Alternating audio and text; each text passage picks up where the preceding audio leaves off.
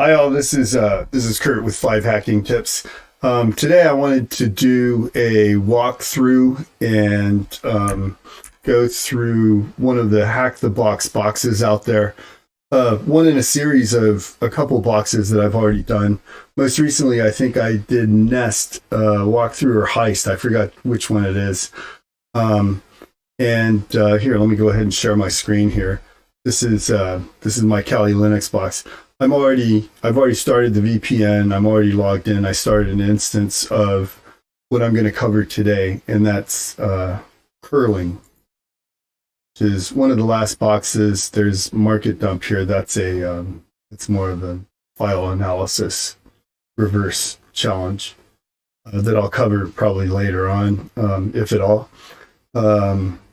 because I'll cover reverse in a different manner.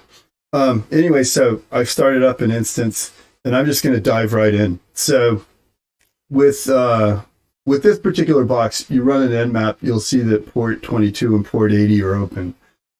So with port 80 open, naturally you go and check out the site. And the name of the box or the challenge is curling. And it looks like it's a site about curling, a curling site. And we see some articles here written by super user, and then there's like a spiel written here, and then Flores is a name. So to be quite honest with you about this box, so full screen here because this is like, get this message right, because I made the same mistake. So with this box, it looks like it's what you naturally do, because at the time when I was first approaching this, I had been doing a lot of Burp Suite and doing some like intruder stuff, and I thought, okay, that's what this is, and I started hacking away and trying to brute force the login form for either admin, and I used the name Flores and then tried super and different things, administrator, and went away at it and spent a lot of time doing that when I should have actually spent more of my time enumerating and looking at it as a whole. So, just going to the site like this, I kind of suspected it was a PHP site, or I think maybe Burp Suite was like indicating that.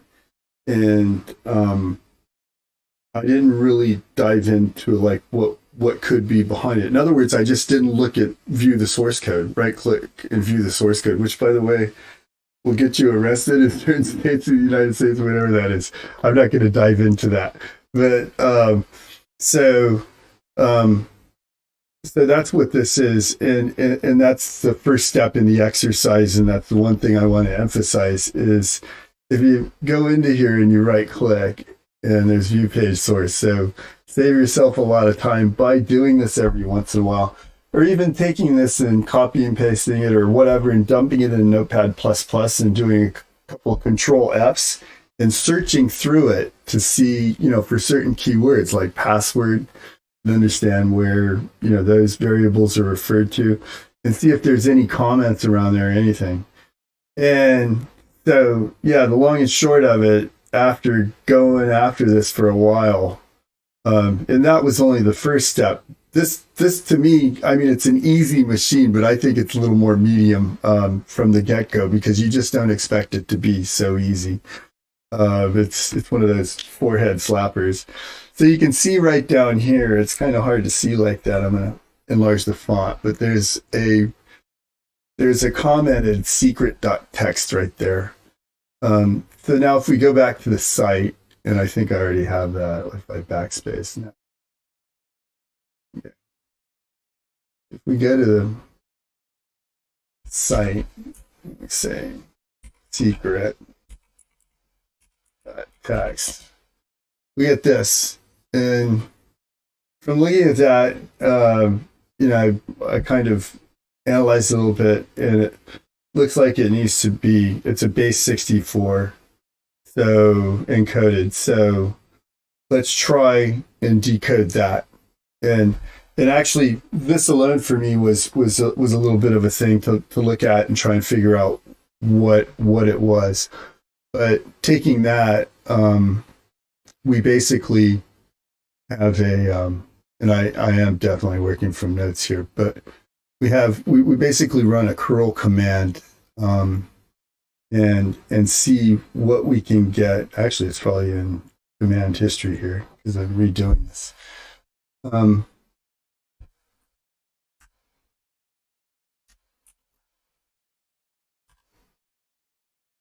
So this IP address is the IP of the instance that I've spun up here.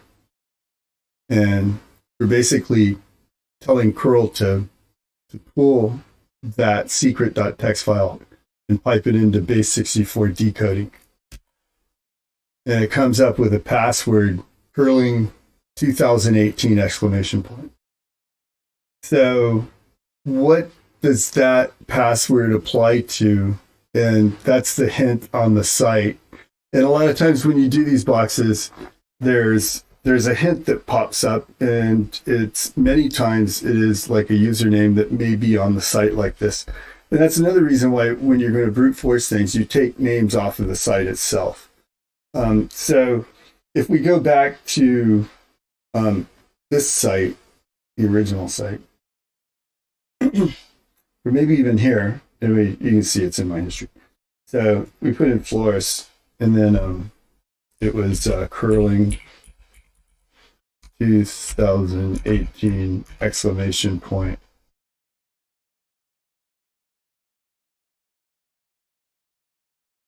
And boom, we're there. It's actually where I left off when I hacked the box before this. Let me get that. So right now, if we look at these templates, we should actually just go one back. And if we look at these templates, you go into the main menu here. And in here, there's templates. You click on that. And it shows two templates. There's one that started, it says default for all pages not assigned. So this would be the template. It's a PHP template. So a lot of times with PHP and with PHP applications, remote code execution is possible just by injecting some PHP code into an index.php file or a page.php file or whatever PHP file is out there. And to test that, we're basically in this Joomla control panel, and we pull this template up. Actually, not that. We go in here and then we click on templates again. So we know that's the default, and it's this one down here. So if we look at the details and files, we click into that link, it will show like all of the files, and we'll have edit access to them. Here I've expanded my screen quite a bit. What we do here to test for that remote code execution with this version of Joomla is we basically write, cut that out. Basically go over here. Yeah, system, and then system.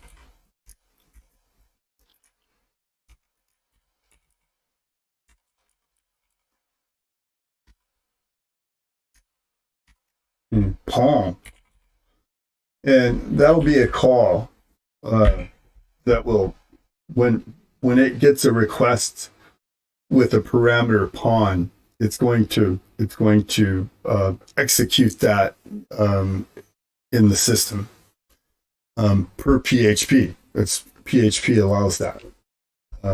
Not always though, but so there we've saved it.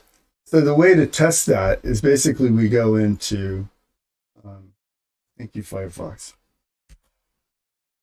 Okay, there, it finally came up. So we have here is, and let me enlarge that, and you can see that it responded with the ID command. So we do have remote code execution, and that right there, that's reverse shell capable right off of the bat. So once you've got that, you can probably get in is www-data or whatever if it's an Apache, which it most likely is. So we'll just jump right to that. And basically that's a curl command.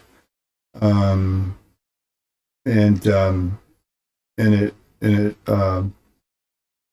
does a reverse netcat. And you'll see the command right here because I'm going to copy and paste it. I'm not going to write it out.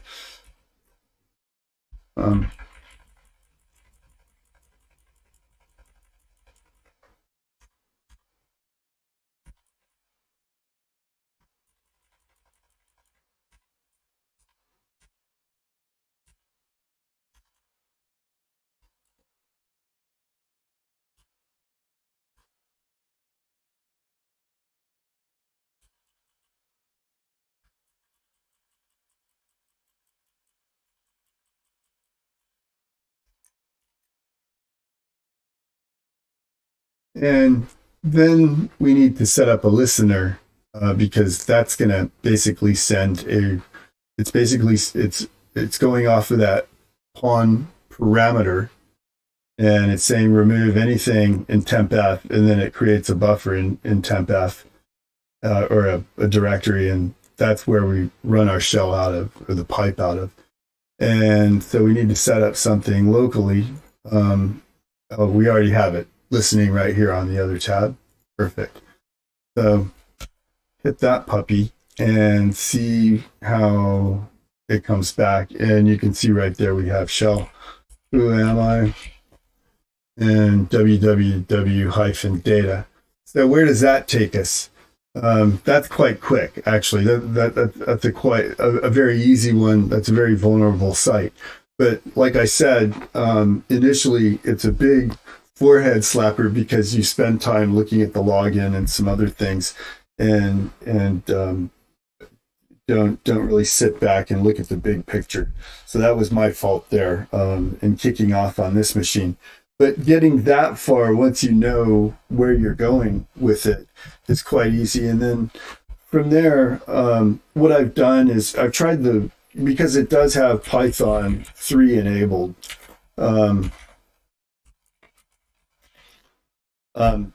I tried to get like using Python to get a real reverse, or to get a real TTY session going to spawn PTY.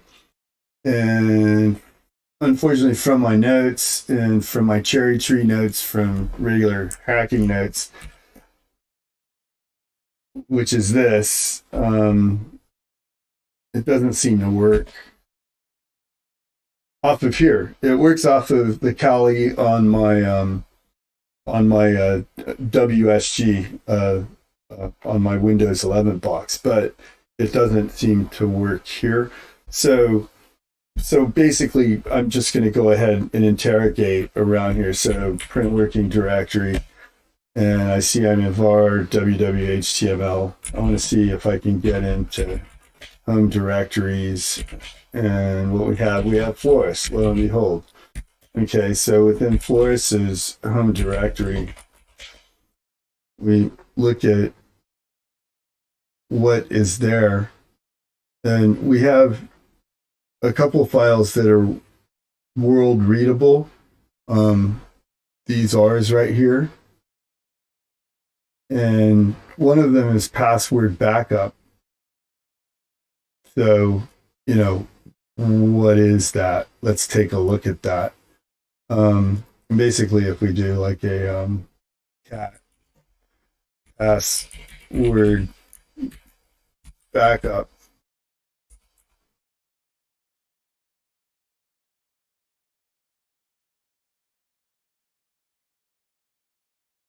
sorry about that. I wanted to make sure that the camera was still on. So you can see there, it pops up. It looks like a binary file. It doesn't really give us a password. It says it's a password backup. Most likely, thinking from a defensive perspective, it's encrypted some way, or it's compressed some way. But we still, by looking at this, we don't know a whole lot about the contents. But what we do know about the contents by looking at this center section is that it's hex.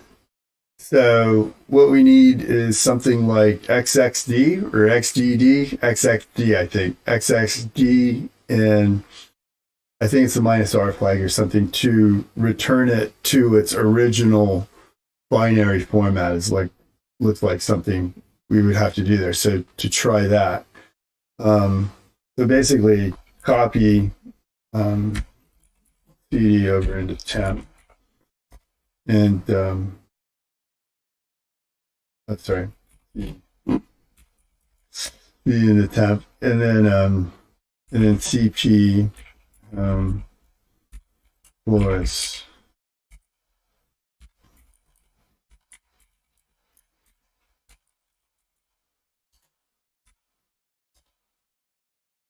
and then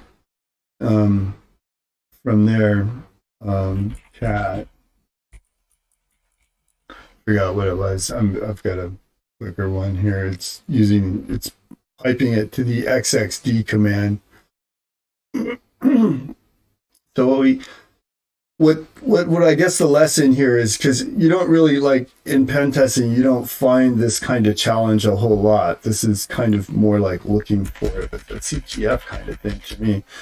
But basically I'm going to run this command, which is it's basically doing what I was going to do. I was going to cat the password back up and then pipe it into XXD, like I said, -R, and then basically redirect that out to file named back. So when we do that, we're recovering it. And if we run file, and that's what this is about, running the file command and looking at the file format. So right here, it says that it's a bzip2 file. So basically this is a rigmarole, and but if you just keep on following this, I tell you the truth, to get through this, I got hinted a couple times in the forums and that kind of thing. So if we look at file back dot out,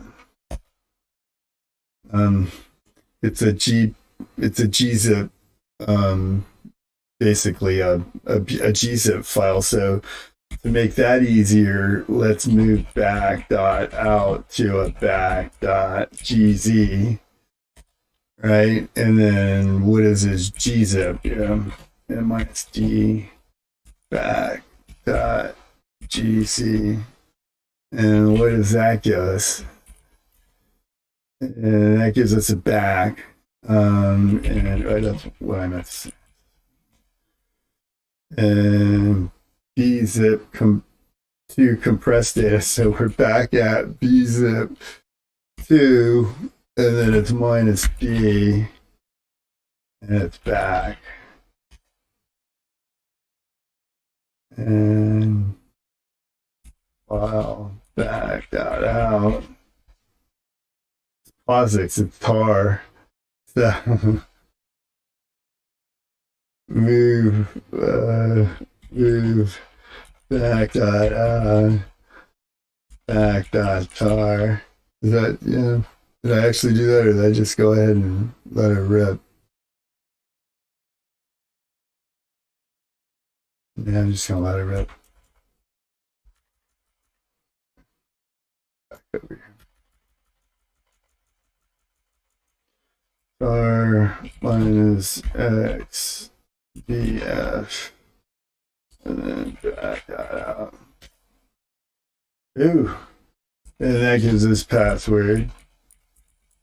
Check, and that's Floris's backed up password. So now we know we've got port 2022 open.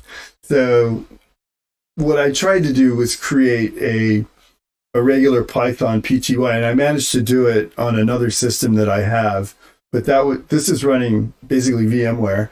The other one is running Windows Subsystem for WSL, sorry, Windows Subsystem for Linux, but it's running a Kali version of that. And in there, I managed to just su Floris and then show the password and be as Floris in the same shell without having to log off and log back on.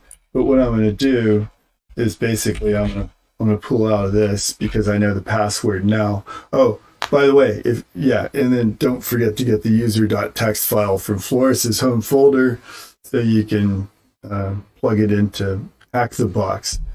So here basically we've come on. Okay. So what I want, and you see I've already gone in there as Floris, and then we get this password we've already got.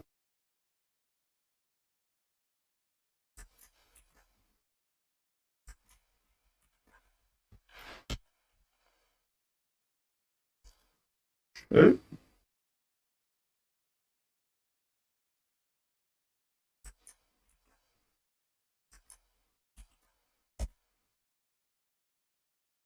There we go.